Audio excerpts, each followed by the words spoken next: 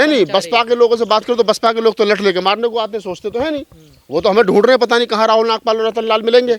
इनको दोनों को पकड़ के पीटो पहले, पता नहीं हमें कौन सा कांग्रेस ने फंड कर दिया है या कौन सा हमने उनकी भैंस खोल ली है। अरे भाई, सच को सच कहा जाएगा, सच को सच कहा जाएगा। जिन लोगों को बर्दाश्त नहीं है वो मत देखा करो वीडियो। मैं तो कह रहा हूँ, मैं ये कह रहा हूँ कि अगर 545 सीट बसपा लड़ रही है, प्यार भी करते हैं, ऐसा नहीं है। बहन जी प्यार करती है मुझे, भाई साहब प्यार करते हैं। ट्वीट किया था जब मैं बसपा में गया था, बहन जी ने फोटो शेयर किया। ये कुछ बसपा के छुटमैया नेता हैं जिन बेचारों को, हमारी कहाँ, अगर मेरे घर में आग लगी तो मैं बोलूंगा नहीं। मेरे घर में बर्बाद हो रहा है, बसपा बर्बाद हो रही है और मुझे पता है एक भी सीट नहीं जीतोगे तुम अकेले लड़के, तो मेरी डालो ना आग पर। तो पानी तो डालो, कह रहा हूँ ना, इंडिया गठबंधन में शामिल आओ। आप तो घी डाल रहे हो कहाँ, अरे यार तुम भी कमाल की बात करो। मैं कह रहा हूँ इंडिया गठबंधन में सारे लोग मिलकर के लड़िए, 25, 30, 35 सीट जो भी मिले, 20, 25 सीट जीत करके आओ, फिर हम भी कहेंगे बहन जी को प्रधानमंत्री बनाओ। यादव तो मना कर रहे हैं ना, वो तो नहीं। अरे अखिलेश यादव में कौन पूछ रहा है यार, उसके चाचा भतीजे में मिलती नहीं, दोनों में जुत्रम पुत्रम हो रही है। मैं तुमसे ये कह रहा हूँ कि बहन जी को चाहिए कि वो इंडिया गठबंधन में आए, 25, 30, 40 सीट जो भी मिले पूरे देश भर में उन पर लड़ें। 20, 25 हम भी लगेंगे ना, फिर हम रतन लाल सर को ले चलेंगे, चलो सर चुनाव लाएंगे बसपा को, चलो प्रचार प्रसार। कांग्रेस के लिए बैटिंग कर रहे हैं ना। कहाँ कर रहे हैं, कौन कह रहा है कांग्रेस के लिए बैटिंग कर रहे हैं? एक फोटो दिखा दो मुझे कांग्रेस के लिए बैटिंग कर रहे हैं, कहाँ बताओ ना। अभी फोटो नहीं वायरल हुआ। कहाँ फोटो वायरल हुआ? अगर तो हम किससे मिले तो हम कुछ के हो गए? हम बहन जी से मिले, बहन जी के हैं ना। राहुल गांधी से मिले, हम तुमसे मिले, तुम्हारे हो गए। आप पे भी ठप्पा लग रहा है, आप भी कांग्रेस ही हो। अरे हम तुमसे रोज मिलते, तुम्हारे हो गए क्या? नहीं है ना तुम्हारे। आप पे भी तो ठप्पा लगा। अरे ठप्पा तो कोई हम छुट्टा से थोड़ी कोई मार कर चले हो। विचार वैचारिकी का सवाल है भाई, वैचारिकी का सवाल है। देश को बचाना, संविधान को बचाना, लोकतंत्र को बचाना, फूले अम्बेडकर आंदोलन को बचाना, इस देश के मुसलमान को बचाना, दलित को बचाना, ओबीसी को बचाना है। और ये जिम्मेदारी मेरे जैसे जो लोग घूम रहे हैं ना पक्कड़, जिनकी जेब में 270 रुपये और खाते में 50 रुपये हैं, जिनका ईडी और सीबीआई कुछ नहीं बिगाड़ेगी, वही लोग कर सकते हैं। जिन लोगों ने हजारों करोड़ की प्रॉपर्टी बना ली है, वो बेचारे ईडी और सीबीआई के डर से चुपचाप बैठे। देखिए, चुनाव आयोग ने किस दबाव में और किस के चलते इस्तीफ़ा दिया है, ये चुनाव आयोग बेहतर बता सकता है। और मैं तो कहूँगा कि उनको मीडिया के सामने आना चाहिए और मीडिया के सामने आकर के अपनी बात रखनी चाहिए, क्या कारण रहा है। क्योंकि चुनाव आयोग एक इंडिपेंडेंट बॉडी है और उसका सरकार का कोई उसमें लेना देना नहीं है। तो क्या कारण रहा है, क्या कारण नहीं रहा है। अब चुनाव आयोग भी अगर इस प्रकार से रिजाइन करके जाएंगे और चुनाव से पहले, तो ये बड़ी बात है अपने आप में और ये चिंताजनक है। देश किस दिशा में जा रहा है। देश के तमाम 140 लोगों को, जिनको मोदी जी कहते हैं कि मेरा परिवार है 140 क्या नाम है करोड़ लोगों का, तो वो 140 करोड़ लोगों को देखना चाहिए, सोचना चाहिए कि देश आके जा किस दिशा में रहा है। देखिए, यहाँ वन मैन शो चल रहा है। मोदी जी जो कह रहे हैं और वो हो रहा है, और ना तो विपक्ष कहीं बचा है। चुनाव आयोग पे पहले से ईवीएम को लेकर के तमाम लोग जो सवाल खड़े कर रहे हैं। न्यायपालिका किस दिशा में है, कैसे कैसे फैसले न्यायपालिका के आ रहे हैं, वो आपको पता ही है। तो लोकतंत्र में जो लोकतांत्रिक ढांचा है वो कहीं ना कहीं डगमगा रहा है। और ये मतलब जो दुनिया का सबसे बड़ा लोकतंत्र डगमगा रहा है। बिल्कुल, मैं तो यही कहूँगा कि डगमगा रहा है।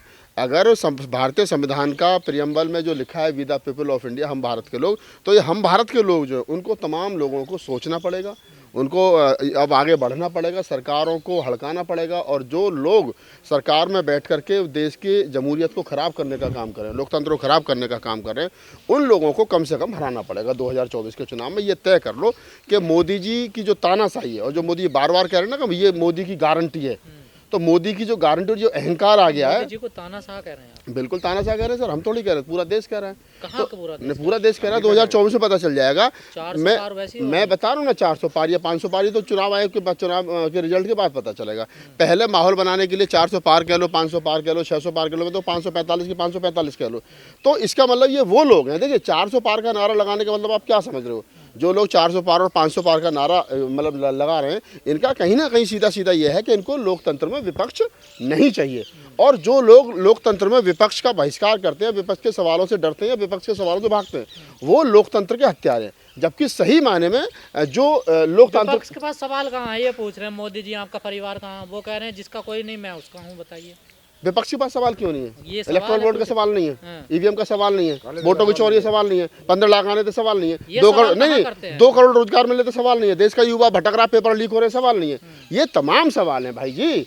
और रहा सवाल के सवाल क्यों नहीं उठा रहे? अरे जिनको ईडी और सीबीआई का डर है वो लोग नहीं उठा रहे। राहुल गांधी के 5 न्यायों में जाकर के देखो आप, जो भारत जोड़ो न्याय यात्रा चल रही है, उसमें युवा न्याय, कृषक न्याय, किसान न्याय, श्रमिक न्याय, भागीदारी न्याय, और युवाओं के लिए क्या क्या चाहिए। तो आप समझिए ना, रोड पे आपको लड़ना पड़ेगा वर्तमान में। और जो लोग, जो नेता, चाहे वो बहुजन समाज के हों, चाहे कोई अन्य समाज के हों, वो जो लोग ईडी और सीबीआई के डर से बैठे हैं, उनसे उम्मीद छोड़ दो।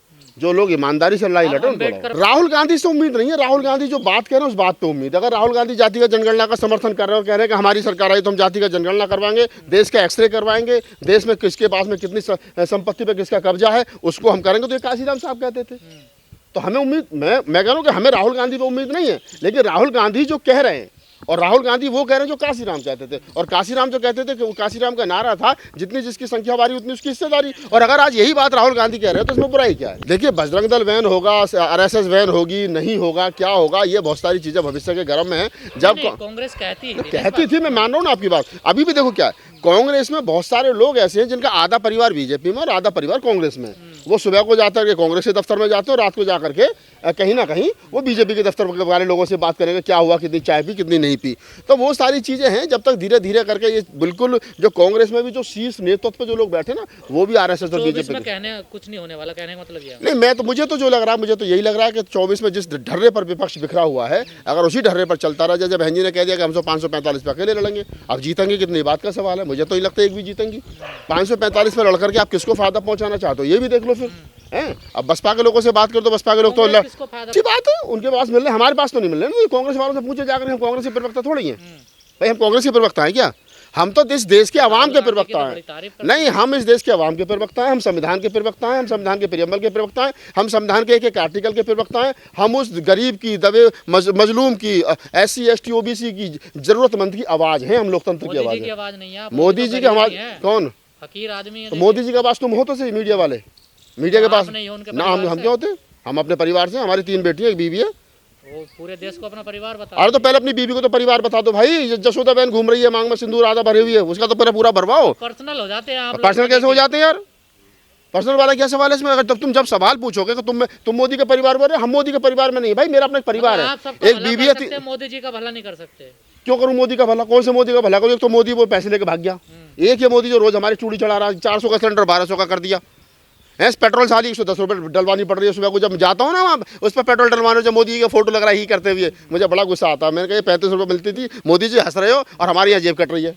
तो भाई साहब, देश लूट लिया। 4-5 2 लोग बेच रहे हैं, 2 लोग। हाँ, गारंटी चल रही है ना, मुसलमानों को पीटो तो कैसे जूते लगे नमाजियों पर, ये गारंटी है। तो लॉ एंड ऑर्डर ठीक हो रहा है। अच्छा, लॉ एंड ऑर्डर ठीक हो रहा है। मतलब इस देश के अंदर मुसलमान नमाज पढ़े सार्वजनिक स्थान पर तो उसके पिछवाड़े पर लात मारोगे आप? हाईवे पर चलते हैं नहीं, उस पर आप लात मारोगे। और कावड़ वालों के लिए पूरा रास्ता जाम कर दिया जाए 1 महीने के लिए, तो उस पर कुछ आपत्ति नहीं होगी। तो आदमी नहीं बोलेंगे।